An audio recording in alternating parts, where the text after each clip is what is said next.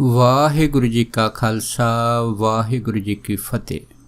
ਗੁਰੂ ਪਿਆਰੀ ਗੁਰੂ ਸਵਾਰੀ ਪਰਮ ਸਤਿਕਾਰਯੋਗ ਸਾਧ ਸੰਗਤ ਜੀਓ, ਅੱਜ ਅਰਦਾਸ ਸੰਤ ਮਹਾਂਪੁਰਖ ਬਾਬਾ ਮਹਾ ਹਰਨਾਮ ਸਿੰਘ ਜੀ ਦੀ ਚੱਲ ਰਹੀ ਲੜੀਵਾਰ ਪ੍ਰਸੰਗ ਕਥਾ ਦੇ ਤਹਿਤ ਉਹਨਾਂ ਦੇ ਅਗਲੇ ਜੀਵਨ ਦਰਸ਼ਨਾਂ ਦੀ ਜੋ ਕੜੀ ਆ ਦਾਸ ਆਪ ਸਾਰੀਆਂ ਸੰਗਤਾਂ ਨਾਲ ਸਾਂਝਾ ਕਰਦਾ ਹੈਗਾ।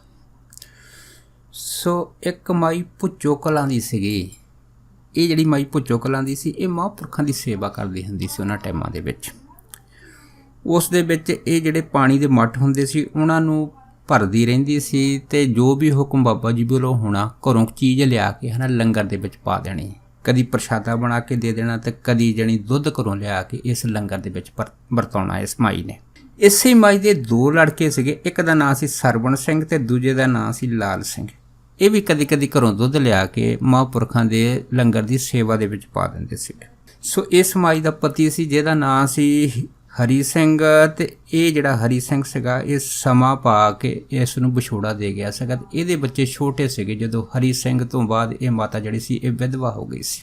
ਇਸ ਤਰ੍ਹਾਂ ਜਦੋਂ ਇਹ ਮਹਾਂਪੁਰਖਾਂ ਦੀ ਸੇਵਾ ਕਰਦੀ ਹੁੰਦੀ ਸੀ, ਬੜਾ ਚਿੱਤ ਲਾ ਕੇ ਬੜਾ ਮਨ ਲਾ ਕੇ, ਇੱਕ ਦਿਨ ਇਹਨੇ ਬਾਬਾ ਜੀ ਨੂੰ ਇਹ ਬੇਨਤੀ ਕੀਤੀ, ਕਹਿੰਦੀ ਬਾਬਾ ਜੀ ਬਈ ਮੇਰੇ ਬੱਚੇ ਛੋਟੇ ਛੋਟੇ ਆ ਅਤੇ ਮੇਰਾ ਜਿਹੜਾ ਪਤੀ ਆ ਮੈਨੂੰ ਵਿਛੋੜਾ ਦੇ ਗਿਆ ਹੈਗਾ। ਤੁਸੀਂ ਇਸ ਤਰ੍ਹਾਂ ਕਰੋ ਕਿ ਮੈਨੂੰ ਮੇਰੇ ਪਤੀ ਦੇ ਨਾਲ ਮਿਲਾ ਦਿਓ ਤਾਂ ਜੋ ਮੈਂ ਉਹਦੇ ਨਾਲ ਲੜਾਈ ਕਰਾਂ ਕਿ ਮੇਰੇ ਜਿਹੜੇ ਛੋਟੇ ਛੋਟੇ ਬੱਚੇ ਆ ਉਹਨਾਂ ਨੂੰ ਛੱਡ ਕੇ ਉਹ ਕਿਉਂ ਚੱਲ ਗਿਆ ਹੈਗਾ। ਜਦ ਮਾਈ ਨੇ ਇਸ ਤਰ੍ਹਾਂ ਦੀ ਬੜੀ ਭੋਲੀ ਗੱਲ ਬਾਬਾ ਜੀ ਨਾਲ ਕੀਤੀ ਅਤੇ ਫਿਰ ਮਹਾਂਪੁਰਖ ਹੱਸ ਕੇ ਕਹਿਣ ਲੱਗੇ, ਕਹਿੰਦੇ ਦੇਖ ਮਾਈ, ਇਹ ਜਿਹੜਾ ਸੰਬੰਧ ਸੀਗਾ ਨਾ ਤੇਰੇ ਪਤੀ ਦਾ ਬਸ ਇੰਨਾ ਹੀ ਸੀਗਾ ਜਿੰਨਾ ਲਿਖਿਆ ਸੀਗਾ, ਕਿਉਂਕਿ ਇਹ ਸਰੀਰਾਂ ਦੇ ਸੰਬੰਧ ਸੀਗੇ। ਸੋ ਜਿੰਨਾ ਸੰਬੰਧ ਸੀਗਾ ਉਹ ਟੱਡਾ ਲੈਣ ਦੇਣ ਪੂਰਾ ਹੋ ਗਿਆ ਹੈਗਾ। ਇਸ ਤੋਂ ਬਾਅਦ ਤੂੰ ਉਹਨੂੰ ਯਾਦ ਕਰਨਾ ਛੱਡ ਦੇ, ਕੇਵਲ ਸੇਵਾ ਅਤੇ ਨਾਮ ਭਜਨ ਸਿਮਰਨ ਵੱਲ ਧਿਆਨ ਦਿਆ ਕਰ। ਪਰ ਕਿਉਂਕਿ ਮਾਈ ਦੇ ਮਨ ਦੇ ਵਿੱਚ ਜਿਹੜੀ ਸੀ ਇਹ ਗੱਲ ਪੱਕੀ ਤੌਰ 'ਤੇ ਬੈਠ ਗਈ ਸੀ ਕਿ ਜਿਹੜੇ ਮਹਾਂਪੁਰਖ ਹੈਗੇ ਆ ਇਹ ਜਿੰਨੀਆਂ ਵੀ ਰੂਹਾਂ ਹੈਗੀਆਂ ਉਹਨਾਂ ਦਾ ਮਿਲਾਪ ਵੀ ਕਰਾ ਦਿੰਦੇ ਆ, ਅਤੇ ਕਈਆਂ ਜਿਹੜੇ ਗੁਰਮੁਖ ਪਿਆਰੇ ਆ ਉਹਨਾਂ ਦੇ ਜਿਹੜੇ ਵੱਡੇ ਵਡੇਰੇ ਆ ਉਹਨਾਂ ਦੇ ਨਾਲ ਬਾਬਾ ਮਹਾ ਹਰਨਾਮ ਸੋਹਣਾ ਨੇ ਉਹਨਾਂ ਦੇ ਮਿਲਾਪ ਵੀ ਕਰਾਏ ਆ। ਪਰ ਇਹ ਮਾਈ ਜਦੋਂ ਵੀ ਹੋਵੇ ਤਾਂ ਬਾਬਾ ਜੀ ਨੂੰ ਇੱਕੋ ਬੇਨਤੀ ਕਰਦਿਆ ਕਰੇ। ਇੱਕ ਦਿਨ ਸੰਤ ਮਹਾਂਪੁਰਖ ਬਾਬਾ ਮਹਾ ਹਰਨਾਮ ਸੋਹਣੀ ਕਹਿਣ ਲੱਗੇ, ਕਹਿੰਦੇ ਮਾਤਾ ਚੱਲ ਜੇ ਤੇਰਾ ਜ਼ਿਆਦਾ ਹੀ ਦਿਲ ਕਰਦਾ ਹੈਗਾ ਕਿ ਤੇਰੇ ਪਤੀ ਦੇ ਨਾਲ ਮਿਲਾਪ ਕਰ ਦਈਏ, ਫਿਰ ਕਹਿੰਦੇ ਜਿਸ ਤਰ੍ਹਾਂ ਕਰ, ਤੂੰ ਉਹ ਜਿਹੜਾ ਕਕੀਰ ਦਾ ਦਰਖਤ ਹੈਗਾ ਨਾ ਉਹਦੇ ਥੱਲੇ ਜਾ ਕੇ ਲੇਟ ਜਾ। ਦੇਖੋ ਇਹ ਜਿਹੜੀ ਮਾਈ ਸੀਗੀ ਜਾ ਕੇ ਕਕੀਰ ਦੇ ਦਰਖਤ ਦੇ ਥੱਲੇ ਲੇਟ ਗਈ।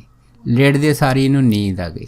ਜਦ ਨੀਂਦ ਆ ਗਈ ਤੇ ਇਹਨੇ ਇੱਕ ਬੜਾ ਸੁਪਨ ਦੇਖਿਆ ਚੇਤਨ ਸੱਤਾ ਦੇ ਵਿੱਚ। ਉਹਦੇ ਵਿੱਚ ਇਹਨੇ ਦੇਖਿਆ ਕਿ ਉਹ ਕੱਚੀ ਭੁੱਚੋ ਨੂੰ ਜਾ ਰਹੀ ਆ।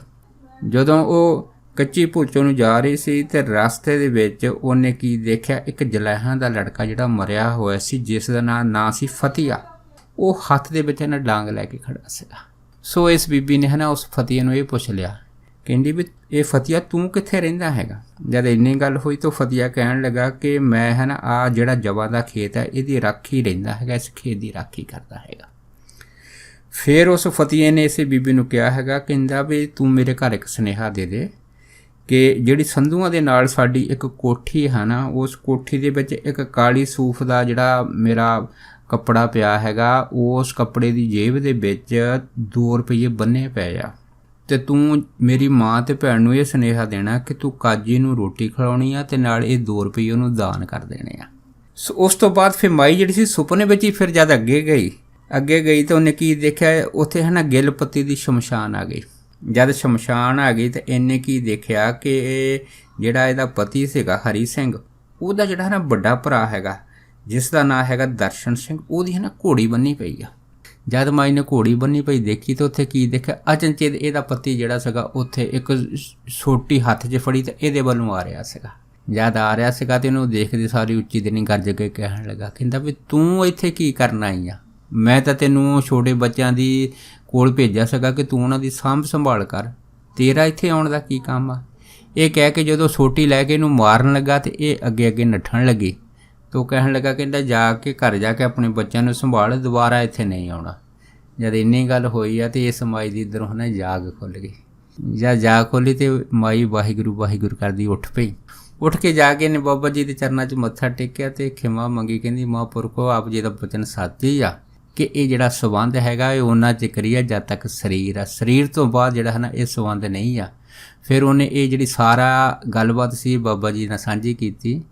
ਉਸ ਤੋਂ ਬਾਅਦ ਉਹ ਜਿਹੜਾ ਜਲੈਹਾਂ ਦਾ ਲੜਕਾ ਫਤੀਆ ਸੀ ਉਹਦੇ ਘਰ ਜੋ ਉਹਨੇ ਸੁਨੇਹਾ ਦਿੱਤਾ ਸੀ, ਇਸ ਮਾਈ ਨੇ ਉਹਦੇ ਘਰ ਸੁਨੇਹਾ ਦਿੱਤਾ। ਜਦੋਂ ਸੁਨੇਹਾ ਦਿੱਤਾ ਤੇ ਉਹਦੇ ਘਰਦਿਆਂ ਨੇ ਕੀ ਕੀਤਾ ਹੈਗਾ ਕਿ ਇਸ ਸੁਨੇਹੇ ਦੇ ਆਧਾਰ ਦੇ ਉੱਤੇ ਫਿਰ ਜਦ ਉਸ ਕੋਠੀ 'ਚ ਗਏ ਆ, ਉੱਥੋਂ ਜਿਹੜਾ ਹੈ ਨਾ ਕਾਲਾ ਸੂਫ ਦਾ ਕੱਪੜਾ ਕੱਢਿਆ, ਜਦ ਕੀ ਦੇਖਿਆ ਵਾਕਿਆ ਉਹਦੀ ਜੇਬ ਦੇ ਵਿੱਚ 2 ਰੁਪਏ ਪਏ ਸੀ। ਸੋ ਫਤੀਆ ਨੇ ਨਾਲ ਇਹ ਵੀ ਕਿਹਾ ਸੀਗਾ ਕਿ ਮੈਂ ਇੱਥੇ ਜਵਾਂ ਦੇ ਖੇਤ ਦੀ ਰਾਖੀ ਬੈਠਾ ਹੁੰਦਾ ਹੈਗਾ ਤੇ ਮੇਰੇ ਘਰਦਿਆਂ ਨੇ ਇਹ ਵੀ ਸੁਨੇਹਾ ਨਾਲ ਦੇ ਦੇਣਾ ਸੀਗਾ ਕਿ ਘਰ ਦੇ ਪਿਛਵਾੜੇ ਜਿਹੜਾ ਇੱਕ ਦਰਖਤ ਹੈਗਾ ਉਹਦੇ ਥੱਲੇ ਤੁਸੀਂ ਹੈ ਨਾ ਇੱਕ ਪਾਣੀ ਦਾ ਮਟਕਾ ਭਰ ਕੇ ਰੱਖ ਦਿਆ ਕਰੋ ਤੇ ਕਹਿੰਦੇ ਮੈਂ ਆਪੇ ਹੀ ਪਾਣੀ ਪੀ ਲਿਆ ਕਰੂੰਗਾ, ਜਦੋਂ ਉਹ ਪਾਣੀ ਜਿਹੜਾ ਖਤਮ ਹੋ ਜਾਊਗਾ ਉਹਨੂੰ ਦੁਬਾਰਾ ਭਰ ਕੇ ਜਿਹੜਾ ਉਹ ਰੱਖ ਦਿਆ ਕਰੋ। ਸੋ ਉਹਨਾਂ ਨੇ ਘਰਦਿਆਂ ਨੇ ਫਿਰ ਇਸ ਤਰ੍ਹਾਂ ਕੀਤਾ ਸੀਗਾ ਕਿ ਉਹ ਜਿਹੜੇ 2 ਰੁਪਏ ਸੀਗੇ ਉਸ ਜੇਬ 'ਚੋਂ ਨਿਕਲੇ, ਉਹ ਕਾਜੀ ਨੂੰ ਰੋਟੀ ਖਿਲਾ ਕੇ ਦਾਨ ਕਰ ਦਿੱਤੇ ਤੇ ਪਿਛਲੇ ਪਾਸੇ ਪਾਣੀ ਦਾ ਮਟਕਾ ਭਰ ਕੇ ਰੱਖਣ ਲੱਗ ਪਏ। ਜਦ ਦੇਖਣਾ ਹੈਗਾ ਤਾਂ ਵਾਕਿਆ ਹੀ ਥੋੜ੍ਹੇ ਦਿਨਾਂ ਬਾਅਦ ਉਹ ਪਾਣੀ ਦਾ ਮਟਕਾ ਆਪਣੇ ਆਪ ਖਤਮ ਹੋ ਜਾਂਦਾ ਸੀ। ਇਸ ਤਰ੍ਹਾਂ ਉਹ ਭਰ ਕੇ ਰੱਖਦੇ ਰਹੇ ਆ। ਸੋ ਦੂਸਰੀ ਗੱਲਬਾਤ ਨਾਭੇ ਦਾ ਜਿਹੜਾ ਰਾਜਾ ਹੀਰਾ ਸਿੰਘ ਆ ਉਹਦੇ ਬਾਬਤ ਮਹਾਂਪੁਰਖਾਂ ਦੇ ਨਾਲ ਹੋਈ ਆ। ਸੋ ਇਹ ਜਿਹੜਾ ਹੈ ਨਾ ਨਾਭੇ ਦਾ ਰਾਜਾ ਹੀਰਾ ਸਿੰਘ ਸੀਗਾ, ਇਹ ਸੰਤਾਂ ਦੀ ਸੇਵਾ ਤਾਂ ਕਰਦਾ ਹੁੰਦਾ ਸੀ ਪਰ ਅੰਦਰ ਇਹਦੇ ਅਭਿਮਾਨ ਬੜਾ ਹੁੰਦਾ ਸੀ, ਬੜਾ ਹੰਕਾਰੀ ਹੁੰਦਾ ਸੀਗਾ। ਇਹਦੇ ਬਾਰੇ ਬਹੁਤ ਸਾਰੀਆਂ ਗੱਲਾਂ ਜਿਹੜੀਆਂ ਹਨ ਆਪ ਸਾਰੀਆਂ ਸੰਗਤਾਂ ਜਾਣਦੀਆਂ ਕਿ ਇੱਕ ਹੈ ਨਾ ਸੰਤ ਈਸ਼ਰ ਸਿੰਘ ਜੀ ਹੋਇਆ ਦੋਧਰ ਵਾਲੇ, ਜਦ ਇਹ ਉਹਨਾਂ ਦੇ ਕੋਲ ਗਿਆ ਸੀ, ਉਹਨਾਂ ਦੇ ਦਰਸ਼ਨ ਕੀਤੇ ਸੀ, ਉਹਨਾਂ ਦੇ ਦਰਸ਼ਨਾਂ 'ਤੇ ਇੰਨਾ ਪ੍ਰਭਾਵਿਤ ਹੋਇਆ ਇਹਨੇ 1 ਲੱਖ ਰੁਪਈਆ ਲੈ ਕੇ ਹੈ ਨਾ ਉਹਨਾਂ ਦੇ ਭੇਟਾ ਕੀਤਾ। ਜਦ ਭੇਟਾ ਕੀਤਾ ਤੇ ਇਹਨਾਂ ਮਹਾਂਪੁਰਖਾਂ ਨੇ ਉਹ ਰੁਪਈਏ ਲੈਣ ਤੋਂ ਬਿਲਕੁਲ ਕੋਰੀ ਨਾ ਕਰ ਦਿੱਤੀ। ਜਦ ਕੋਰੀ ਨਾ ਕੀਤੀ ਆ ਤੇ ਇਸ ਨਾਭੇ ਦੇ ਰਾਜਾ ਹੀਰਾ ਸਿੰਘ ਨੇ ਆਪਣੀ ਹੱਤਕ ਸਮਝੀ। ਜਦ ਹੱਤਕ ਸਮਝੀ ਤਾਂ ਸਾਰਿਆਂ ਦੇ ਸਾਹਮਣੇ ਕਹਿਣ ਲੱਗਾ ਕਿ ਤੁਹਾਨੂੰ ਐਡਾ ਵੱਡਾ ਦਾਨੀ ਨਹੀਂ ਮਿਲਣਾ ਹੈਗਾ। ਜਦ ਇੰਨੀ ਗੱਲ ਹੋਈ ਆ ਤਾਂ ਸੰਤ ਈਸ਼ਰ ਸਿੰਘ ਜੀ ਦੋਧਰ ਵਾਲੇ ਕਹਿਣ ਲੱਗੇ ਸੀ, ਕਹਿੰਦੇ ਭਾਈ ਅਗਰ ਤੂੰ ਆਪਣੇ ਆਪ ਨੂੰ ਸਭ ਤੋਂ ਵੱਡਾ ਦਾਨੀ ਕਹਾਉਂਦਾ ਹੈਗਾ ਤਾਂ ਤੈਨੂੰ ਜ਼ਿੰਦਗੀ ਦੇ ਵਿੱਚ ਐਡਾ ਤਿਆਗੀ ਵੀ ਸਾਧੂ ਨਹੀਂ ਮਿਲਣਾ। ਜਦ ਇੰਨੀ ਗੱਲ ਹੋਈ ਆ ਤੇ ਫਿਰ ਜਿਹੜਾ ਸੀਗਾ ਇਹ ਹੀਰਾ ਸਿੰਘ ਚੁੱਪ ਕਰ ਗਿਆ ਸੀ, ਪਰ ਮਹਾਂਪੁਰਖਾਂ ਨੇ 1 ਰੁਪਈਆ ਨਹੀਂ ਸੀ ਲਿਆ। ਉਸ ਦੇ 1 ਲੱਖ ਰੁਪਈਏ ਨੂੰ ਅੱਖ ਚੱਕ ਕੇ ਵੀ ਨਹੀਂ ਸੀ ਦੇਖਿਆ ਹੈ। ਸੋ ਇਸੇ ਹੀ ਹੈ ਨਾ ਹੀਰਾ ਸਿੰਘ ਦਾ ਜਿਹੜਾ ਇੱਕ ਲੜਕਾ ਸੀਗਾ, ਇਹ ਸੰਤ ਬਾਬਾ ਅਤਰ ਸਿੰਘ ਜੀ ਮਸਤੂਆਣੇ ਮਹਾਂਪੁਰਖਾਂ ਦੇ ਇੱਕ ਵਾਰੀ ਦਰਸ਼ਨ ਕਰਨ ਗਿਆ। ਇਹਨੇ ਕੀ ਦੇਖਿਆ, ਉੱਥੇ ਸੰਗਤ ਬੜੀ ਆ ਮਸਤੂਆਣੇ। ਜਦ ਇਹਨੇ ਹੈ ਨਾ ਸੰਗਤ ਦੇਖੀ ਉੱਥੇ ਬਹੁਤ ਜ਼ਿਆਦਾ, ਤੇ ਉੱਥੇ ਇਹਨੇ ਕੀ ਦੇਖਿਆ ਕਿ ਉਹ ਸੰਗਤ ਨੇ ਮਹਾਂਪੁਰਖਾਂ ਨੂੰ ਹੈ ਨਾ ਬਹੁਤ ਸਾਰੀਆਂ ਜਿਹੜੀਆਂ ਭਟਾਵਾਂ ਭੇਟ ਕੀਤੀਆਂ ਤੇ ਉਹਦੇ ਵਿੱਚ ਬੇਸ਼ੁਮਾਰ ਦੌਲਤ ਵੀ ਜਿਹੜੀ ਸੀ ਉਹ ਮਹਾਂਪੁਰਖਾਂ ਦੇ ਦੀਵਾਨ ਦੇ ਵਿੱਚ ਪਈ ਸੀ। ਜਦ ਬੇਸ਼ੁਮਾਰ ਦੌਲਤ ਇਸ ਨੇ ਦੇਖੀ, ਇਹਦੇ ਲੜਕੇ ਨੇ, ਇਸ ਲੜਕੇ ਨੇ ਕੀ ਕੀਤਾ ਹੈਗਾ, ਬਾਬਾ ਅਤਰ ਸਿੰਘ ਨੂੰ ਕਹਿ ਦਿੱਤਾ, ਕਹਿੰਦੇ ਮਹਾਂਪੁਰਖੋ ਤੁਸੀਂ ਇੰਨਾ ਪੈਸਾ ਕੀ ਕਰਨਾ, ਇਹ ਪੈਸੇ ਹੈ ਨਾ ਤੁਸੀਂ ਸਾਨੂੰ ਦੇ ਦਿਓ। ਜਦ ਇੰਨੀ ਗੱਲ ਹੋਈ ਤਾਂ ਫਿਰ ਬਾਬਾ ਅਤਰ ਸਿੰਘ ਹੁਣੀ ਕਹਿਣ ਲੱਗੇ, ਕਹਿੰਦੇ ਦੇਖ ਭਾਈ ਇਹ ਸਾਰੇ ਜਿਹੜੇ ਪੈਸੇ ਆ ਹੈ ਨਾ ਇਹ ਸੰਗਤ ਦੇ ਆ, ਸੋ ਸੰਗਤ ਦੀ ਸੇਵਾ ਦੇ ਵਿੱਚ ਹੀ ਖਰਚ ਹੋ ਜਾਣੇ, ਇਹਦੇ ਵਿੱਚ ਰਾਜੇ ਦਾ ਕੋਈ ਅਧਿਕਾਰ ਨਹੀਂ। ਜਦ ਇੰਨੀ ਗੱਲ ਹੋਈ ਆ ਤੇ ਇਹਦਾ ਲੜਕਾ ਜਿਹੜਾ ਸੀ ਰਪਦੁਮਨ ਸਿੰਘ ਇਹ ਚੁੱਪ ਕਰ ਗਿਆ। ਜਦ ਚੁੱਪ ਕਰ ਗਿਆ ਪਰ ਮੁੜ ਕੇ ਫਿਰ ਇਹ ਕਹਿਣ ਲੱਗਾ ਕਿ ਮਹਾਂਪੁਰਖੋ ਨਹੀਂ, ਤੁਸੀਂ ਇਹ ਜਿਹੜਾ ਪੈਸਾ ਹੈਗਾ ਇਹਦੇ ਵਿੱਚ ਇਹ ਪੈਸਾ ਤੁਸੀਂ ਸਾਨੂੰ ਹੀ ਦੇ ਦਿਓ, ਕਿਉਂਕਿ ਤੁਹਾਡੇ ਤਾਂ ਦੀਵਾਨ ਲੱਗਦੇ ਰਹਿੰਦੇ, ਤੁਹਾਡੇ ਕੋਲ ਤਾਂ ਪੈਸੇ ਦੀ ਕੋਈ ਕਮੀ ਨਹੀਂ। ਕਿਉਂਕਿ ਰਪਦੁਮਨ ਸਿੰਘ ਦੇ ਮਨ ਦੇ ਵਿੱਚ ਪੈਸੇ ਦਾ ਜਿਹੜਾ ਲੋਭ ਸੀਗਾ ਜ਼ਿਆਦਾ ਵੱਧ ਗਿਆ। ਜਦ ਇੰਨੀ ਗੱਲ ਹੋਈ ਤਾਂ ਮਹਾਂਪੁਰਖ ਕਹਿਣ ਲੱਗੇ, ਕਹਿੰਦੇ ਨਹੀਂ ਭਾਈ ਸੰਗਤ ਦਾ ਪੈਸਾ ਅਸੀਂ ਕਿਸੇ ਨੂੰ ਨਹੀਂ ਦੇ ਸਕਦੇ। ਜਦ ਇੰਨੀ ਗੱਲ ਹੋਈ ਆ ਤੇ ਜਿਹੜਾ ਰਪਦੁਮਨ ਸਿੰਘ ਸੀਗਾ ਇਹ ਆਪਣੀ ਬੜੇ ਰੂਪ ਦੇ ਵਿੱਚ ਆ ਗਿਆ ਤੇ ਕਹਿਣ ਲੱਗਾ ਕਿ ਤੁਸੀਂ ਸਾਡੇ ਹੀ ਰਾਜ ਦੇ ਵਿੱਚ ਰਹਿ ਕੇ ਤੇ ਤੁਸੀਂ ਸਾਨੂੰ ਕਹਿ ਰਹੇ ਹੋ, ਅਗਰ ਤੁਸੀਂ ਸਾਨੂੰ ਉੱਦਾਂ ਨਹੀਂ ਦਿੰਦੇ, ਅਗਰ ਅਸੀਂ ਤੁਹਾਡੇ ਤੋਂ ਖੋਹ ਲਈਏ ਫਿਰ ਤੁਸੀਂ ਕੀ ਕਰੋਗੇ। ਜਦ ਇੰਨੀ ਗੱਲ ਹੋਈ ਤਾਂ ਬਾਬਾ ਅਤਰ ਸਿੰਘ ਜਿਹੜੇ ਸੀ ਉੱਠ ਕੇ ਖੜੇ ਹੋ ਗਏ। ਖੜ ਕੇ ਉਹਨੇ ਨਾ ਆਪਣੇ ਗੜਬਈ ਨੂੰ ਆਵਾਜ਼ ਮਾਰ ਕੇ ਕਹਿਣ ਲੱਗੇ ਸਾਡਾ ਕਸ਼ਹਿਰਾ ਤੇ ਪਰਨਾ ਚੱਕ ਲਿਆ। ਉਹ ਗੜਬਈ ਜਿਹੜਾ ਸੀਗਾ ਮਹਾਂਪੁਰਖਾਂ ਦਾ ਕਸ਼ਹਿਰਾ ਤੇ ਪਰਨਾ ਚੱਕ ਲਿਆ। ਬਾਬਾ ਜੀ ਜਿਹੜੇ ਸੀਗੇ ਉਸ ਜਗ੍ਹਾ ਤੋਂ ਉੱਠ ਕੇ ਇੱਧਰ ਦਮਦਮਾ ਸਾਹਿਬ ਬੁੰਗੇ ਵੱਲ ਨੂੰ ਤੁਰ ਪਏ ਸੀ ਅਤੇ ਜਾਂਦੇ ਜਾਂਦੇ ਰਪਦੁਮਨ ਸਿੰਘ ਨੂੰ ਕਹਿ ਗਏ ਸੀ, ਕਹਿੰਦੇ ਭਾਈ ਤੂੰ ਸਾਨੂੰ ਇਸ ਮਸਤੂਆਣੀ ਦੀ ਜਗ੍ਹਾ ਤੋਂ ਬਾਹਰ ਅੱਜ ਕੱਢ ਰਿਹਾ ਹੈਗਾ ਅਤੇ ਭਾਈ ਸਮਾਂ ਆ ਜਾਊਗਾ ਜਦੋਂ ਤੂੰ ਪੰਜਾਬ ਦੇ ਵਿੱਚੋਂ ਬਾਹਰ ਨਿਕਲ ਜਾਊਂਗਾ। ਜਦ ਇੰਨੀ ਗੱਲ ਹੋਈ ਸੀ ਫਿਰ ਮਹਾਂਪੁਰਖਾਂ ਦਾ ਬਚਨ ਜਿਹੜਾ ਸੀ ਸਮਾਂ ਪਾ ਕੇ ਸੱਤ ਹੋਇਆ ਜੀ ਸੀਗਾ, ਜਦੋਂ ਜਿਹੜਾ ਇਹ ਰਪਦੁਮਨ ਸਿੰਘ ਸੀਗਾ ਇਹ ਮੁੜ ਕੇ ਉਸ ਪੰਜਾਬ ਦੀ ਧਰਤੀ ਦੇ ਉੱਤੇ ਪੈਰ ਨਹੀਂ ਪਾ ਸਕਿਆ। ਸੋ ਇਸੇ ਤਰ੍ਹਾਂ ਹੈ ਨਾ ਇਹਦਾ ਜਿਹੜਾ ਪਿਤਾ ਸੀਗਾ ਰਾਜਾ ਹੀਰਾ ਸਿੰਘ, ਇਹ ਜਿਹੜਾ ਰਾਜਾ ਹੀਰਾ ਸਿੰਘ ਸੀਗਾ ਇਹ ਜਦੋਂ ਇੱਕ ਵਾਰ ਮਹਾਂਪੁਰਖ ਸੰਤ ਬਾਬਾ ਧੰਨਾ ਸਿੰਘ ਹੁਣਾਂ ਦੇ ਦਰਸ਼ਨ ਕਰਨ ਗਿਆ ਸੀਗਾ, ਇਹਨੇ ਕੀ ਦੇਖਿਆ ਕਿ ਸੰਤ ਧੰਨਾ ਸਿੰਘ ਜਿਹੜੇ ਹਨ ਬਹੁਤ ਵੱਡੇ ਵਿਦਵਾਨ ਆ, ਖਾਸ ਕਰਕੇ ਸੰਸਕ੍ਰਿਤ ਗ੍ਰੰਥਾਂ ਦੀ ਜਿਹੜੀ ਵਿੱਦਿਆ ਸੀ ਉਹਨਾਂ ਕੋਲ ਬਹੁਤ ਜ਼ਿਆਦਾ ਸੀ, ਬਹੁਤ ਪੜ੍ਹੇ ਲਿਖੇ ਮਹਾਂਪੁਰਖ ਸੀਗੇ। ਫਿਰ ਜ਼ਿਆਦਾ ਜਿਹੜਾ ਸੀਗਾ ਰਾਜਾ ਹੀਰ ਸਿੰਘ ਨੇ ਪੁੱਛਿਆ ਕਿ ਤੁਹਾਡਾ ਗੁਰੂ ਕੌਣ ਆ ਜਿਹਨੇ ਤੁਹਾਨੂੰ ਏਡੀ ਵੱਡੀ ਸਿੱਖਿਆ ਦਿੱਤੀ ਆ, ਅਤੇ ਫਿਰ ਬਾਬਾ ਧੰਨਾ ਸਿੰਘ ਨੇ ਦੱਸਿਆ ਸੀਗਾ ਕਿ ਅਗਰ ਤੁਸੀਂ ਸਾਡੇ ਗੁਰੂ ਦੇ ਦਰਸ਼ਨ ਕਰਨੇ ਆ ਤਾਂ ਫਿਰ ਭੁੱਚੇ ਚਲੇ ਜਾਓ, ਉੱਥੇ ਸੰਤ ਮਹਾਂਪੁਰਖ ਬਾਬਾ ਮਹਾਰ ਨਾਮ ਸੋਹਣੀ ਸਾਡੇ ਜਿਹੜੇ ਆ ਉਹ ਮੇਨ ਸਾਡੇ ਗੁਰੂ ਜੀ ਹੈ। ਜਦ ਇਹ ਗੱਲ ਹੋਈ ਸੀ ਤਾਂ ਹੀਰਾ ਸਿੰਘ ਜਿਹੜਾ ਸੀਗਾ ਇੱਕ ਹਾਥੀ ਨੂੰ ਸਜਾ ਕੇ ਤੇ ਬਹੁਤ ਸਾਰੇ ਲੋ ਲਸ਼ਕਰ ਦੇ ਨਾਲ ਟਿੱਲਿਆਂ ਨੂੰ ਆਇਆ ਸੀਗਾ। ਜਦ ਆਇਆ ਸੀਗਾ ਤੇ ਇਹਨੇ ਆਪਣੇ ਆਪ ਨੂੰ ਰਾਜਾ ਸਮਝਦੇ ਹੋਏ ਜਿਹੜਾ ਸੀਗਾ ਟਿੱਲੇ ਦੇ ਕੋਲ ਜਾ ਕੇ ਜਦ ਆਪਣਾ ਹਾਥੀ ਰੋਕਿਆ ਸੀਗਾ ਤੇ ਹਾਥੀ ਤੋਂ ਥੱਲੇ ਨਹੀਂ ਉਤਰਿਆ ਤੇ ਉੱਥੇ ਹਾਥੀ ਦੇ ਉੱਤੇ ਜਿਹੜੇ ਸੇਵਕਾਂ ਨੂੰ ਇਹ ਗੱਲ ਕਹਿਤੀ ਕਿ ਜਾ ਕੇ ਤੁਸੀਂ ਉੱਪਰ ਸੁਨੇਹਾ ਦੇ ਦਿਓ ਕਿ ਅਸੀਂ ਤੁਹਾਡੇ ਦਰਸ਼ਨ ਕਰਨ ਆਏ ਹਾਂ। ਜਦ ਇੰਨੀ ਗੱਲ ਹੋਈ ਤਾਂ ਦੇਖੋ ਬਾਬਾ ਮਾਹਰਨਾਮ ਸੋਹਣਾ ਜਦ ਸੇਵਕਾਂ ਨੇ ਦੱਸਿਆ ਕਿ 90 ਦਾ ਰਾਜਾ ਹੀਰਾ ਸਿੰਘ ਆਪ ਜੀ ਦੇ ਦਰਸ਼ਨ ਕਰਨ ਆਇਆ ਤੇ ਬਾਬਾ ਜੀ ਜਿਹੜੇ ਸੀਗੇ ਦੇਖੋ ਕੌਤਕ ਵਰਤਾਉਣ ਲਈ ਆਪ ਹੀ ਜਿਹੜੇ ਸੀਗੇ ਉਹ ਕੁਟੀਆ 'ਚੋਂ ਬਾਹਰ ਆ ਗਏ। ਜਦ ਬਾਹਰ ਆਏ ਤੇ ਬਾਬਾ ਜੀ ਨੇ ਦੇਖ ਕੇ ਇਹ ਜਿਹੜਾ ਹੀਰਾ ਸਿੰਘ ਸੀਗਾ ਇਹਦੇ ਮਨ ਦੇ ਵਿੱਚ ਬੜਾ ਸ਼ੰਕਾ ਜਿਹਾ ਹੋਇਆ ਕਿ ਦੇਖੋ ਜਿਹੜੇ ਮਹਾਂਪੁਰਖ ਹੁੰਦੇ ਉਹਨਾਂ ਦੇ ਦਰਸ਼ਨ ਕਰਨ ਵਾਸਤੇ ਸੰਗਤਾਂ ਉੱਪਰ ਪਾਉਂਦੀਆਂ, ਲੇਕਿਨ ਇਹ ਜਿਹੜਾ ਮਹਾਂਪੁਰਖ ਹੈਗਾ ਇਹ ਆਪ ਹੀ ਆਪਣੀ ਕੁਟੀਆ 'ਚੋਂ ਬਾਹਰ ਆ ਗਿਆ ਸਾਡੇ ਕੋਲ। ਸੋ ਇਹ ਸੋਚ ਕੇ ਜਿਹੜਾ ਇਹ ਹੀਰਾ ਸਿੰਘ ਸੀ ਹਾਥੀ ਤੋਂ ਨਹੀਂ ਉਤਰਿਆ।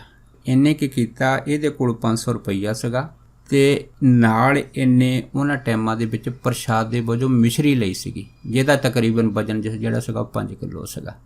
ਇਹਨੇ ਕੀਤਾ ਜਿਹੜਾ ਮਿਸ਼ਰੀ ਦਾ ਪ੍ਰਸ਼ਾਦ ਸੀਗਾ ਤੇ 500 ਰੁਪਏ ਦੀ ਪੈਸਿਆਂ ਦੀ ਜਿਹੜੀ ਥੈਲੀ ਸੀਗੀ, ਮੋਹਰਾਂ ਸੀਗੀਆਂ, ਇਹ ਦੋਨੋਂ ਜਿਹੜੀਆਂ ਸੀਗੀਆਂ ਟਿੱਲਿਆਂ ਨੂੰ ਵਗਾ ਮਾਰੀਆਂ। ਜਦ ਟਿੱਲਿਆਂ ਨੂੰ ਵਗਾ ਮਾਰੀਆਂ ਤਾਂ ਬਾਬਾ ਜੀ ਇਸ ਖੇਡ ਨੂੰ ਦੇਖਦੇ ਰਹੇ, ਪਰ ਸੇਵਕਾਂ ਨੇ ਕੀ ਕੀਤਾ ਕਿ ਇਹਦੀ ਜਿਹੜੀ ਸੀਗੀ ਉਹ ਮਿਸ਼ਰੀ ਦਾ ਪ੍ਰਸ਼ਾਦ ਦੀ ਜਿਹੜੀ ਥੈਲੀ ਸੀ ਉਹ ਵੀ ਚੱਕ ਲਈ ਤੇ ਉਹ ਜਿਹੜੇ 500 ਰੁਪਏ ਹੀਰਾ ਸਿੰਘ 90 ਵਾਲੇ ਨੇ ਥੈਲੀ ਥੱਲੇ ਸਿੱਟੀ ਸੀ ਉਹ ਵੀ ਚੱਕ ਲਈ।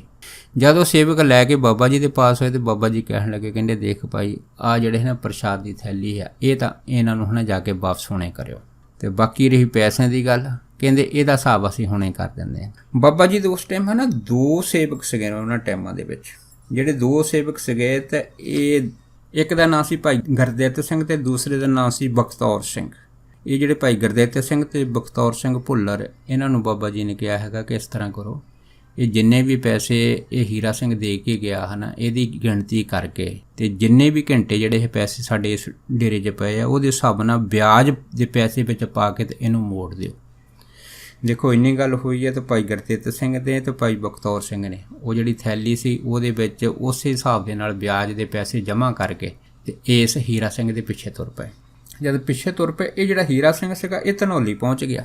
ਜਦ ਉੱਥੇ ਗਿਆ ਤੇ ਇਹ ਜਦ ਥੈਲੀ ਲੈ ਕੇ ਉੱਥੇ ਪਹੁੰਚੇ ਤੇ ਉੱਥੇ ਸੇਵਕ ਨੂੰ ਕਹਿ ਕੇ ਜਦ ਹੀਰਾ ਸਿੰਘ ਦੇ ਪਾਸ ਗਏ ਤੇ ਇਹਨਾਂ ਨੂੰ ਬਾਬਾ ਜੀ ਦੀ ਜਿਹੜੀ ਥੈਲੀ ਸੀ ਪੈਸਿਆਂ ਵਾਲੀ ਉਹ ਜਿਹੜੇ ਸੀ ਹੱਥ 'ਚ ਫੜਾਉਂਦੇ ਕਿਹਾ ਕਿ ਬਾਬਾ ਜੀ ਨੇ ਆਪ ਜੀ ਦੇ ਪੈਸੇ ਜਿਹੜੇ ਵਿਆਹ ਸਾਧ ਵਾਪਸ ਕਰ ਦਿੱਤੇ। ਜਦ ਇੰਨਾ ਹੀ ਗੱਲ ਹੋਈ ਆ ਤੇ ਫਿਰ ਹੀਰਾ ਸਿੰਘ ਨੇ ਮਨ ਦੇ ਵਿੱਚ ਬੜਾ ਗੁੱਸਾ ਖਾਧਾ। ਇਸ ਨੇ ਗੁੱਸੇ ਵਿੱਚ ਆ ਕੇ ਆਪਣੇ ਜਿਹੜੇ ਸੀਗੇ ਨਾਲ ਦੇ ਸੰਗੀ ਸਾਥੀ ਨੂੰ ਕਿਹਾ ਕਿ ਪੈਸੇ ਜਿਹੜਾ 1-1 ਰੁਪਈਆ ਗਿਣੋ ਕਿੰਨੇ ਆ। ਸੋ ਸਾਰਿਆਂ ਜ਼ਿਆਦਾ ਪੈਸੇ ਗਿਣੇ ਆ ਤਾਂ ਹਿਸਾਬ ਕਿਤਾਬ ਦੇ ਅਨੁਸਾਰ ਉਹਦੇ ਵਿੱਚੋਂ 1 ਰੁਪਈਆ ਜਿਹੜਾ ਘੱਟ ਨਿਕਲਿਆ ਸੀ ਉਹਨਾਂ ਟਾਈਮਾਂ 'ਚ। ਜਦ 1 ਰੁਪਈਆ ਘੱਟ ਨਿਕਲਿਆ ਤੇ ਹੀਰਾ ਸਿੰਘ ਕਹਿਣ ਲੱਗਾ, ਕਹਿੰਦਾ ਵੀ ਤੁਸੀਂ ਦੋਨੇ ਜਾਣੇ ਵੀ ਝੂਠੇ ਆ ਤੇ ਤੁਹਾਡਾ ਜਿਹੜਾ ਸੰਤ ਗੁਰੂ ਉਹ ਵੀ ਝੂਠਾ ਹੈਗਾ।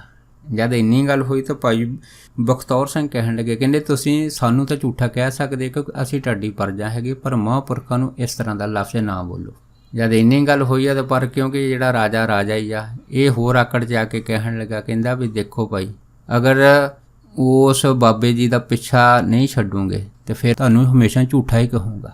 ਜਦ ਇੰਨੀ ਗੱਲ ਹੋਈ ਆ ਤਾਂ ਫਿਰ ਉਸ ਤੋਂ ਬਾਅਦ ਭਾਈ ਬਖਤੌਰ ਸਿੰਘ ਨੇ ਹੀਰਾ ਸਿੰਘ ਨੂੰ ਇਹ ਗੱਲ ਕਹਿਤੀ। ਕਹਿਣ ਲੱਗੇ, ਕਹਿੰਦੇ ਦੇਖ ਭਾਈ ਜਦੋਂ ਤੇਰਾ ਲੜਕਾ ਤੁੰਮੜ ਸਿੰਘ ਜਿਹੜਾ ਸੀ ਬਿਮਾਰ ਹੋ ਗਿਆ ਸੀਗਾ ਉਹਨੂੰ ਉਹਨਾਂ ਟਾਈਮਾਂ ਦੇ ਵਿੱਚ ਇਸ ਬਿਮਾਰੀ ਤੋਂ ਰਾਹਤ ਵੀ ਮਹਾਂਪੁਰਖਾਂ ਨੇ ਦਿੱਤੀ ਸੀਗੀ, ਇਸ ਗੱਲ ਨੂੰ ਯਾਦ ਰੱਖ। ਜਦ ਇੰਨੀ ਗੱਲ ਹੋਈ ਤਾਂ ਹੀਰਾ ਸਿੰਘ ਗੁੱਸੇ 'ਚ ਆ ਕੇ ਕਹਿਣ ਲੱਗਾ, ਕਹਿੰਦਾ ਤੂੰ ਚੁੱਪ ਕਰ, ਅਗਰ ਤੂੰ ਜ਼ਿਆਦਾ ਬੋਲੂੰਗਾ ਤਾਂ ਮੈਂ ਤੈਨੂੰ ਹੱਥ ਕੜੀਆਂ ਲਾ ਕੇ ਜੇਲ੍ਹ ਦੇ ਵਿੱਚ ਦੇ ਦੂੰਗਾ।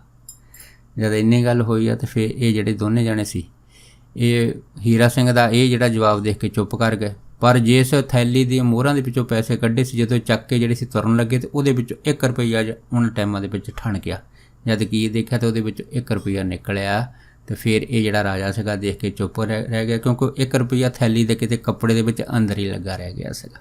ਫਿਰ ਸਾਰੇ ਪੈਸੇ ਦੇ ਕੇ ਭਾਈ ਗੁਰਦਿੱਤ ਸਿੰਘ ਤੇ ਬਖਤੌਰ ਸਿੰਘ ਜਿਹੜੇ ਸੀ ਵਾਪਸ ਆਏ। ਜਦ ਮਹਾਂਪੁਰਖਾਂ ਕੋਲ ਵਾਪਸ ਆਏ ਬਾਬਾ ਜੀ ਨੇ ਇਹਨਾਂ ਨੂੰ ਪੁੱਛਿਆ ਹੈਗਾ ਕਿ ਹੀਰਾ ਸਿੰਘ ਕੀ ਬੋਲਦਾ ਸੀ ਤੁਹਾਡੇ ਨਾਲ। ਪਹਿਲਾਂ ਤਾਂ ਵਿਚਾਰਿਆਂ ਨੇ ਕੋਈ ਗੱਲਬਾਤ ਨਹੀਂ ਕੀਤੀ, ਪਰ ਮਹਾਂਪੁਰਖ ਕਹਿੰਦੇ ਭਾਈ ਦੱਸੋ ਜੋ ਕੁਛ ਉਹਨੇ ਕਿਹਾ ਉਹਦਾ 1-1 ਅੱਖਰ ਦੱਸੋ। ਜਦ ਇੰਨੀ ਗੱਲ ਹੋਈ ਆ ਤਾਂ ਭਾਈ ਗੁਰਦਿੱਤ ਸਿੰਘ ਤੇ ਬਖਤੌਰ ਸਿੰਘ ਨੇ ਜਿਹੜੀ ਉਹਨਾਂ ਦੇ ਨਾਲ ਹੱਡ ਬੀਤੀ ਉਸ ਟਾਈਮ ਦੇ ਵਿੱਚ ਹੋਈ ਸੀ, ਜੋ ਉਸ 90 ਦੇ ਰਾਜੇ ਹੀਰਾ ਸਿੰਘ ਨੇ ਬਦਸਲੂਕੀ ਕੀਤੀ ਸੀ, ਉਹ ਮਹਾਂਪੁਰਖਾਂ ਦੇ ਨਾਲ ਸਾਂਝੀ ਕਰ ਲਈ। ਜਦ ਸਾਂਝੀ ਕਰ ਲਈ ਤਾਂ ਇਹ ਸੁਣ ਕੇ ਬਾਬਾ ਜੀ ਰੋਹ ਦੇ ਵਿੱਚ ਆ ਗਏ। ਕਹਿਣ ਲੱਗੇ, ਕਹਿੰਦੇ ਵੀ ਉਹ ਸਾਡੇ ਸੇਵਕਾਂ ਨੂੰ ਹੱਥ ਕੜੀ ਲਾਊਗਾ। ਹੱਥ ਕੜੀ ਤਾਂ ਕਹਿੰਦੇ ਤੇਰੇ ਲੜਕੇ ਨੂੰ ਹੀ ਲੱਗੂਗੀ। ਜਦ ਮਹਾਂਪੁਰਖਾਂ ਨੇ ਇੰਨਾ ਵਚਨ ਕੀਤਾ ਸੀਗਾ ਅਤੇ ਨਾਲ ਇਹ ਵੀ ਆਖ ਦਿੱਤਾ ਸੀਗਾ, ਕਹਿੰਦੇ ਉਹ ਸਮਾਂ ਆਊਗਾ ਜਦੋਂ ਤੁਸੀਂ ਸਾਰਾ ਪਰਿਵਾਰ ਜਿਹੜਾ ਹੈ ਨਾ ਬਹਿ ਕੇ ਰਹੂਗਾ। ਜਦ ਇੰਨੀ ਗੱਲ ਹੋਈ ਸੀ, ਦੇਖੋ ਮਹਾਂਪੁਰਖਾਂ ਦਾ ਵਚਨ ਫਿਰ ਜਿਹੜਾ ਸੀ ਉਸ ਸੱਤ ਨਿਕਲਿਆ ਸੀਗਾ।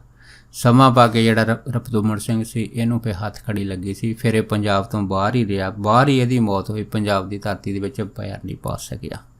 ਸੋ ਇਹ ਹੈ ਨਾ ਮਹਾਂਪੁਰਖਾਂ ਦੇ ਵਚਨ ਜਿਹੜੇ ਹੈਗੇ ਆ, ਜਦੋਂ ਕੋਈ ਪ੍ਰੇਮੀ ਜਿਹੜਾ ਹੈਗਾ ਉਹ ਮਹਾਂਪੁਰਖਾਂ ਦੇ ਸੇਵਕਾਂ ਦੇ ਉੱਤੇ ਜਿਹੜਾ ਕਹਿਰ ਵਰਤਾਉਂਦਾ ਹੈਗਾ, ਉਹਨਾਂ ਨੂੰ ਦੁੱਖ ਦਿੰਦਾ, ਦਰਦ ਦਿੰਦਾ, ਸੋ ਉਹਨਾਂ ਦਾ ਦੁੱਖ ਦਰਦ ਮਹਾਂਪੁਰਖ ਸਹਾਰ ਨਹੀਂ ਸਕਦੇ, ਕਿਉਂਕਿ ਮਹਾਂਪੁਰਖ ਨੂੰ ਆਪਣੇ ਸੇਵਾਦਾਰ, ਆਪਣੇ ਭਗਤਾਂ ਦੀ ਲਾਜ ਸਭ ਤੋਂ ਵੱਧ ਪਿਆਰੀ ਹੁੰਦੀ ਆ। ਸੋ ਜਿਹੜੇ ਦੁਸ਼ਟ ਹੈਗੇ ਆ ਉਹ ਇਹਨਾਂ ਸੇਵਕਾਂ ਦੇ ਨਾਲ ਈਰਖਾ ਕਰਦੇ ਆ, ਧੱਕਾ ਕਰਦੇ ਆ, ਫਿਰ ਉਹ ਆਪਣਾ ਕੀਤਾ ਆਪ ਹੀ ਪਾਉਂਦੇ ਹੈਗੇ ਆ। ਸੋ ਅਗਲੀ ਜਿਹੜੀ ਹੈ ਨਾ ਸਾਖੀ ਹੈਗੀ ਆ ਮਹਾਂਪੁਰਖਾਂ ਦੀ, ਉਹ ਹੈ ਬਾਬਾ ਨਾਨਕ ਸਿੰਘ ਦੇ ਪ੍ਰਤੀ। ਦੇਖੋ ਜਦੋਂ ਹੈ ਨਾ ਬਾਬਾ ਨਾਨਕ ਸਿੰਘ ਜਿਹੜੇ ਸੀਗੇ ਭੁੱਚੋ ਤੋਂ ਬਖਸ਼ਿਸ਼ਾਂ ਲੈ ਕੇ ਜਿਹੜੇ ਸੀਗੇ, ਇੱਕ ਪਿੰਡ ਜਿਹਦਾ ਨਾਂ ਹੈ ਵੀਰ ਸਿੰਘ, ਇਹ ਜਿਹੜਾ ਪਿੰਡ ਵੀਰ ਸਿੰਘ ਆ ਇਹ ਤਹਿਸੀਲ ਚੂਨੀਆਂ 'ਚ ਪੈਂਦਾ ਹੈਗਾ ਅਤੇ ਜ਼ਿਲ੍ਹਾ ਲਾਹੌਰ 'ਚ, ਉੱਥੇ ਚਲੇ ਗਏ ਸੀ। ਉੱਥੇ ਗਏ ਅਤੇ ਇਹ ਜਿਹੜਾ ਵੀਰ ਸਿੰਘ ਪਿੰਡ ਹੈ ਭਾਈ ਵੀਰ ਸਿੰਘ ਨੇ ਵਸਾਇਆ ਸੀਗਾ, ਅਤੇ ਉੱਥੇ ਭਾਈ ਵੀਰ ਸਿੰਘ ਦੀ ਖੂਹੀ ਸੀਗੀ ਜਿਹੜੀ ਕਾਫੀ ਜਿਹੜੀ ਸੀਗੀ ਉਹਦੀ ਹਾਲਤ ਬੜੀ ਖਰਾਬ ਸੀਗੀ, ਬੜੀ ਢਿੱਠੀ ਹੋਈ ਸੀ। ਅਤੇ ਇਸੇ ਹੀ ਖੂਹ ਦੇ ਉੱਤੇ ਹੈ ਨਾ ਬਾਬਾ ਨਾਨਕ ਸਿੰਘ ਹੁਣਾਂ ਨੇ ਆਪਣਾ ਜਿਹੜਾ ਸੀਗਾ ਉਹ ਟਿਕਾਣਾ ਬਣਾਇਆ।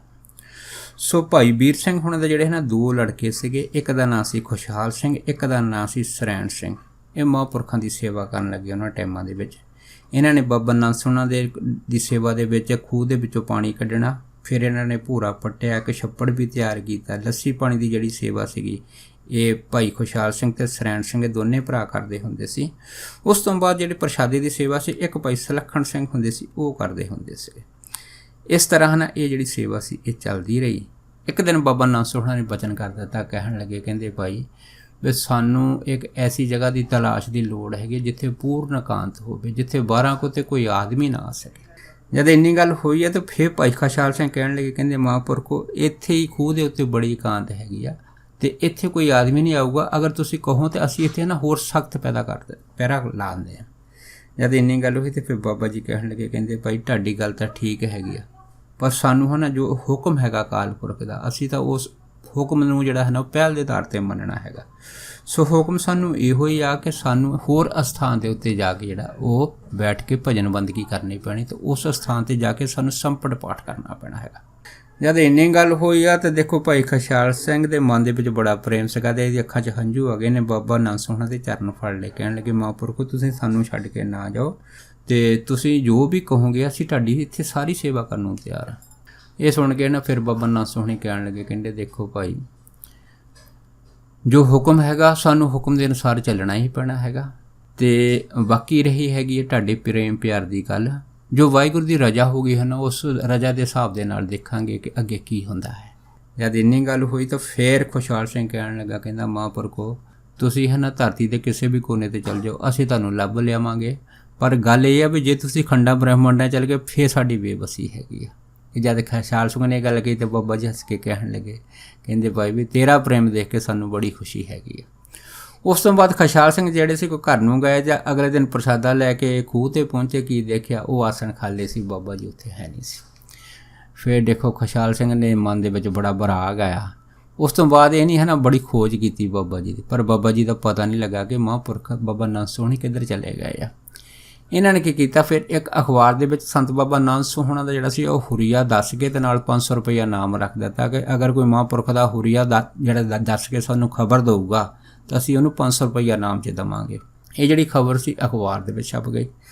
ਜਦ ਅਖਬਾਰ ਦੇ ਵਿੱਚ ਖਬਰ ਛਪੀ ਆ ਤਾਂ ਪਰ ਜਿਹੜੀਆਂ ਅਖਬਾਰ ਪੜ੍ਹਨ ਵਾਲੇ ਉਹਨਾਂ ਟਾਈਮਾਂ ਦੇ ਵਿੱਚ ਆਦਮੀ ਸੀ ਉਹਨਾਂ ਨੂੰ ਇਸ ਚੀਜ਼ ਦੀ ਕੋਈ ਖਬਰ ਨਹੀਂ ਸੀ। ਦੇਖੋ ਬਾਬਾ ਨਾਨਕ ਸਿੰਘ ਜੀ ਇਸ ਜਗ੍ਹਾ ਤੋਂ ਉੱਠਿਆ, ਇੱਕ ਹੜੱਪੇ ਦੇ ਜੰਗਲਾਂ 'ਚ ਚਲੇ ਗਏ। ਜਦ ਹੜੱਪੇ ਦੇ ਜੰਗਲਾਂ ਚਲੇ ਗਏ, ਬਾਬਾ ਜੀ ਉੱਥੇ ਦੱਸਦੇ ਸੀਗੇ ਕਿ ਇੱਕ ਬ੍ਰਿਖ ਦੇ ਥੱਲੇ ਅਸੀਂ ਜਾ ਕੇ ਬੈਠੇ ਹਾਂ ਅਤੇ ਸਾਨੂੰ ਕਹਿੰਦੇ ਕਾਫੀ ਭੁੱਖ ਲੱਗੀ ਸੀ, ਪਰ ਜਿਹੜੇ ਮਨ ਦੇ ਵਿੱਚ ਜਿਹੜੀ ਸੀ ਇਹੋ ਸੀ ਵੀ ਜਦੋਂ ਨਿਰੰਕਾਰ ਕੋਈ ਰੋਟੀ ਭੇਜੂਗਾ ਅਤੇ ਉਦੋਂ ਅਸੀਂ ਮਾੜੀ ਮੋਟੀ ਛਕ ਲਵਾਂਗੇ। ਕਹਿੰਦੇ ਅਚਨਚੇਤ ਉੱਥੇ ਹੈ ਨਾ ਇੱਕ ਗੱਡੇ ਵਾਲੇ ਜਿਹੜੇ ਸੀਗੇ ਦੋ ਜੱਟ ਜ਼ਿਮੀਂਦਾਰ ਆ ਗਏ। ਕਹਿੰਦੇ ਜਦੋਂ ਜ਼ਿਮੀਂਦਾਰ ਉੱਥੇ ਆ ਕੇ ਪਹੁੰਚੇ ਅਤੇ ਉਹਨਾਂ ਨੇ ਕਹਿੰਦੇ ਸਾਨੂੰ ਉੱਥੇ ਬੈਠ ਗਏ ਹੈ ਨਾ, ਸਾਨੂੰ ਨਮਸਕਾਰ ਕੀਤੀ ਅਤੇ ਨਾਲ ਹੀ ਸਾਨੂੰ ਕਿਹਾ ਕਿ ਅਸੀਂ ਰਸਤਾ ਭੁੱਲ ਗਏ ਹਾਂ ਅਤੇ ਤੁਸੀਂ ਸਾਨੂੰ ਰਸਤਾ ਦੱਸ ਦਿਓ। ਬਾਬਾ ਜੀ ਕਹਿਣ ਲੱਗੇ ਕਿ ਅਸੀਂ ਉਂਗਲੀ ਦਾ ਇਸ਼ਾਰਾ ਕਰ ਦਿੱਤਾ ਕਿ ਤੁਸੀਂ ਇੱਧਰ ਦੀ ਨਿਕਲ ਜਾਓ ਤਾਂ ਆਪਣੇ ਟਿਕਾਣੇ 'ਤੇ ਪਹੁੰਚ ਜਾਓਗੇ। ਫਿਰ ਕਹਿੰਦੇ ਉਹਨਾਂ ਨੂੰ ਥੋੜ੍ਹਾ ਧਰਵਾਸ ਆਇਆ, ਉਹਨਾਂ ਨੇ ਕਿਉਂਕਿ ਦੁਪਹਿਰਾ ਦਿਨ ਦਾ ਸੀਗਾ ਅਤੇ ਕਹਿੰਦੇ ਉੱਥੇ ਸਾਡੇ ਕੋਲ ਬੈਠ ਕੇ ਨਾ ਕਹਿੰਦੇ ਪ੍ਰਸ਼ਾਦਾ ਛਕਣ ਲੱਗ ਪਏ। ਸਾਨੂੰ ਵੀ ਕਹਿਣ ਲੱਗੇ, ਕਹਿੰਦੇ ਮਹਾਂਪੁਰਖੋ ਤੁਸੀਂ ਥੋੜ੍ਹਾ ਪ੍ਰਸ਼ਾਦਾ ਛਕ ਲਓ। ਕਹਿੰਦੇ ਅਸੀਂ ਉਹਨੂੰ ਕਿਹਾ ਕਿ ਜਦੋਂ ਨਿਰੰਕਾਰ ਭੇਜੂਗਾ ਅਸੀਂ ਜ਼ਰੂਰ ਛਕਾਂਗੇ। ਤੇ ਉਹ ਫਿਰ ਕਹਿੰਦੇ ਜਿਹੜੇ ਜ਼ਿਮੀਂਦਾਰ ਸੀ ਉਹ ਇਹ ਕਹਿਣ ਲੱਗੇ, ਕਹਿੰਦੇ ਵੀ ਅਭੀ ਤਾਂ ਨਿਰੰਕਾਰ ਦਾ ਦਿੱਤਾ ਹੋਇਆ, ਤੁਸੀਂ ਇਹਦੇ ਵਿੱਚ ਛਕ ਲਓ। ਜਦੋਂ ਉਹਨਾਂ ਨੇ ਬੜੀ ਪ੍ਰੇਮ ਦੇ ਨਾਲ ਬੇਨਤੀ ਕੀਤੀ ਤਾਂ ਬਾਬਾ ਜੀ ਕਹਿਣ ਲੱਗੇ ਚਲੋ ਠੀਕ ਹੈ, ਤੁਸੀਂ ਪਹਿਲਾਂ ਛਕ ਲਓ, ਬਾਕੀ ਜੋ ਤੁਹਾਡੇ ਕੋਲ ਬਚੂਗਾ ਹੈ ਨਾ ਉਹ ਜਿਹੜਾ ਪ੍ਰਸ਼ਾਦਾ ਹੈਗੇ ਅਸੀਂ ਅਰਦਾਸ ਕਰਕੇ ਤਾਂ ਜਿਹੜਾ ਉਹ ਜ਼ਰੂਰ ਛਕ ਲਵਾਂਗੇ। ਉਹ ਤੋਂ ਬਾਅਦ ਜਿਹੜੇ ਸੀ ਗੱਡੇ ਵਾਲੇ ਉਹ ਉੱਥੋਂ ਚਲੇ ਗਏ। ਫਿਰ ਦੇਖੋ ਰੱਬ ਦੀ ਨੀਰ ਦੇ ਨਾਲ ਜਦੋਂ ਮਹਾਂਪੁਰਖਾਂ ਨੇ ਉਹ ਅਸਥਾਨ ਚੁਣਿਆ ਸੀਗਾ ਤੇ ਉੱਥੇ ਇੱਕ ਜੰਗਲਾਤ ਮਹਿਕਮੇ ਦਾ ਜਿਹੜਾ ਸੀਗਾ ਅਫਸਰ ਸੀ ਘੁੰਮਦਾ ਉਸ ਇਲਾਕੇ 'ਚ ਆਇਆ। ਜਦ ਬਾਬਾ ਜੀ ਦੇ ਸਾਹਮਣੇ ਆਇਆ ਤੇ ਉਹਦੇ ਹੱਥ 'ਚ ਅਖਬਾਰ ਸੀਗੀ, ਉਹਨੇ ਵੀ ਇਹ ਖਬਰ ਪੜ੍ਹੀ ਸੀ। ਉਹਨੇ ਜਦੋਂ ਬਾਬਾ ਨੰਦ ਸਿੰਘ ਨੇ ਦਰਸ਼ਨ ਕੀਤੇ ਤੇ ਸਾਰਾ ਹੁਰੀਆ ਜਿਹੜਾ ਸੀ ਉਹ ਅਖਬਾਰ 'ਚੋਂ ਦੇਖ ਕੇ ਮਨ 'ਚ ਸਮਝੇਗਾ ਕਿ ਇਹੋ ਹੀ ਮਹਾਂਪੁਰਖ ਹੈਗੇ ਆ ਜਿਨ੍ਹਾਂ ਦੇ ਉੱਤੇ ਜਿਹੜਾ ਹੈ 500 ਰੁਪਇਆ ਨਾਮ ਰੱਖਿਆ ਗਿਆ ਹੈਗਾ। ਉਸ ਜੰਗਲਾਤ ਵਾਲੇ ਮਹਿਕਮੇ ਨੇ ਹੈ ਨਾ ਇੱਕ ਚਿੱਠੀ ਜਿਹੜੀ ਸੀ ਖੁਸ਼ਹਾਲ ਸਿੰਘ ਨੂੰ ਪਾਤੀ ਕਿ ਜਿਨ੍ਹਾਂ ਦੀ ਤੁਹਾਨੂੰ ਤਲਾਸ਼ ਹੈਗੀ ਉਹ ਹੜੱਪੇ ਦੇ ਜੰਗਲ ਦੇ ਵਿੱਚ ਫਲਾਨੀ ਅਸਥਾਨ ਦੇ ਉੱਤੇ ਜਿਹੜੇ ਹੈ ਉਹ ਬੈਠੇ ਹੈਗੇ ਆ। ਦੇਖੋ ਜਦ ਇੰਨੀ ਗੱਲ ਹੋਈ ਤਾਂ ਖੁਸ਼ਹਾਲ ਸਿੰਘ ਦੇ ਮਨ ਦੇ ਵਿੱਚ ਜਿਹੜੀ ਸੀ ਬਹੁਤ ਜ਼ਿਆਦਾ ਖੁਸ਼ੀ ਹੋਈ। ਫਿਰ ਜਿਹੜੇ ਦੇਖੋ ਖੁਸ਼ਹਾਲ ਸਿੰਘ, ਸਰੈਣ ਸਿੰਘ, ਉਸ ਤੋਂ ਬਾਅਦ ਜਿਹੜੇ ਸੀ 5-7 ਹੋਰ ਜਿਹੜੇ ਸਿੰਘ ਸੀ ਮਹਾਂਪੁਰਖਾਂ ਦੇ ਨਾਲ ਬਹੁਤ ਪ੍ਰੇਮ ਕਰਦੇ ਸੀ, ਸਾਰੇ ਇਕੱਠੇ ਹੋ ਕੇ ਨਾ ਮਹਾਂਪੁਰਖਾਂ ਦੇ ਪਾਸ ਹੜੱਪੇ ਜੰਗਲ 'ਚ ਚਲੇ ਗਏ। ਜਦ ਉੱਥੇ ਜੰਗਲ ਦੇ ਵਿੱਚ ਪਹੁੰਚੇ ਆ ਤੇ ਉਸ ਟਾਈਮ ਫਿਰ ਜਿਹੜੇ ਸੀਗੇ ਭਾਈ ਖੁਸ਼ਹਾਲ ਸਿੰਘ ਉਹਨਾਂ ਨੇ ਮਹਾਂਪੁਰਖਾਂ ਨੂੰ ਮੱਥਾ ਟੇਕਿਆ ਤੇ ਬਾਬਾ ਜੀ ਨੇ ਬੜੀ ਪ੍ਰਸੰਨਤਾ ਹਾਸਲ ਕੀਤੀ। ਇਹਨਾਂ ਨੇ ਕੀ ਕੀਤਾ, ਜਿਸ ਜਗ੍ਹਾ 'ਤੇ ਮਹਾਂਪੁਰਖਾਂ ਨੇ ਜਿਹੜਾ ਇਸ਼ਾਰਾ ਕੀਤਾ ਸੀ ਉਸ ਜਗ੍ਹਾ ਦੀ ਸਫਾਈ ਕੀਤੀ, ਉੱਥੇ ਇੱਕ ਟੋਆ ਪੱਟਿਆ, ਫਿਰ ਉੱਥੇ ਇੱਕ ਛੰਨ ਬਣਾ। ਫਿਰ ਜਦੋਂ ਛੰਨ ਬਣਾਈ ਸੀ ਮਹਾਂਪੁਰਖਾਂ ਦੇ ਵਾਸਤੇ ਤੇ ਇੱਥੇ ਹੈ ਨਾ ਤੇ ਫਿਰ ਜਿਹੜੇ ਸੀ ਭਾਈ ਖੁਸ਼ਹਾਲ ਸਿੰਘ, ਸਰੈਣ ਸਿੰਘ ਨੇ ਕਿਹਾ ਸੀਗਾ ਕਿ ਮਹਾਂਪੁਰਖੋ ਅਸੀਂ ਆਪ ਜੀ ਦੇ ਵਾਸਤੇ ਪਹਿਲੀ ਦੀ ਤਰ੍ਹਾਂ ਪ੍ਰਸ਼ਾਦਾ ਪਾਣੀ ਜਿਹੜਾ ਹੈਗਾ ਉਹ ਪਿੰਡ ਵੀਰ ਸਿੰਘ ਤੋਂ ਲੈ ਕੇ ਆਵਾਂਗੇ।